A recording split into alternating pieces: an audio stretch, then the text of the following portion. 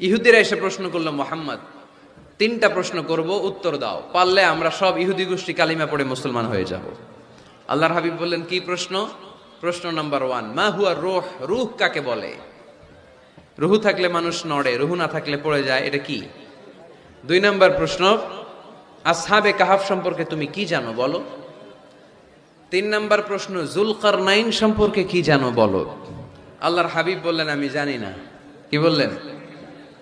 আগামীকাল জেনে জানাই দিব, গদান উজিবুকুম। তারা ফিরে গেল, এরপরের দিন এসে হাজির।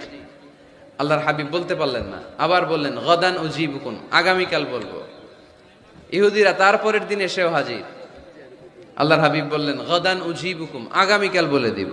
কিন্তু ওহিও আসে না, আল্লাহর হাবিব প্রশ্নের উত্তরগুলো বলতেও পারে, কারণ তিনি তো মন গড়া কিছু বলেন না। ওহি নাজিল হলে সেটার আলোকে তিনি বলেন, ঠিক কিনা? এভাবে 1 দিন নয়, 2 দিন নয়, 5 দিন নয়, 10 দিন নয়, টানা 15 দিন বিশ্বনবীর কাছে আল্লাহ ওহী পাঠানো বন্ধ রাখলেন। সুবহানাল্লাহ পড়েন। বিশ্বনবীর কাছে এই 15টা দিন ছিল সবচেয়ে অসহ্যকর, অস্বস্তিকর 15টা দিন। হায় হায়, ওরা এসে প্রতিদিন উত্তরের জন্য বসে থাকতো আর হাসাহাসি করতো, দেখো এই লোকটা বলে এই লোকটা নাকি সত্য নবী। যদি সত্য নবী হতো তাহলে তো উত্তর দিতে পারতো, পারে না কেন? তাহলে সে ভণ্ড নবী। নাউজুবিল্লাহ পড়েন। বিশ্বনবীরও কথা বলার সুযোগ নেই, যেহেতু বিশ্বনবী মন গড়া বানিয়ে কিছু বলেন না।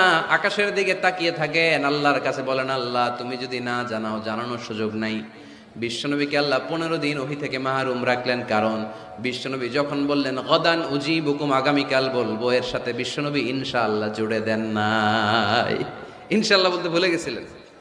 তাই বিশ্বনবীকে শিখানোর মাধ্যমে গোটা উম্মাকে শিখানোর জন্য আল্লাহ আয়াত নাজিল করলেন, ওয়ালা তাকুলান্না লিশাইইন ইন্নী ফাঈলুন যালিকা গাদা ইল্লা আইয়াশা আল্লাহ। নবী হে, এখন থেকে ভবিষ্যতের ব্যাপারে যদি কোনো ওয়াদা দেন, কোনো কথা বলেন, ওই কথার সাথে ইনশাআল্লাহ যুক্ত করে দিয়েন। এজন্য কাউরে যদি ওয়াদা দেন, ভবিষ্যতের ব্যাপারে কমিটমেন্ট দেন, সাথে কি বলবেন? যদি বলেন যে ভাই আগামীকাল আপনার সাথে আমি দেখা করব, ইনশা, আগামীকাল আমি দেশের বাইরে চলে যাব, ইনশা, আগামীকাল আমি ওমরা করতে যাচ্ছি, ইনশা, সবসময় ইনশাআল্লাহ বলতে মনে থাকবে। এরপরে বিশ্বনবী যখন ইনশাআল্লাহ বলে ফেললেন, আল্লাহ কোরআনের আয়াত নাজিল করলেন।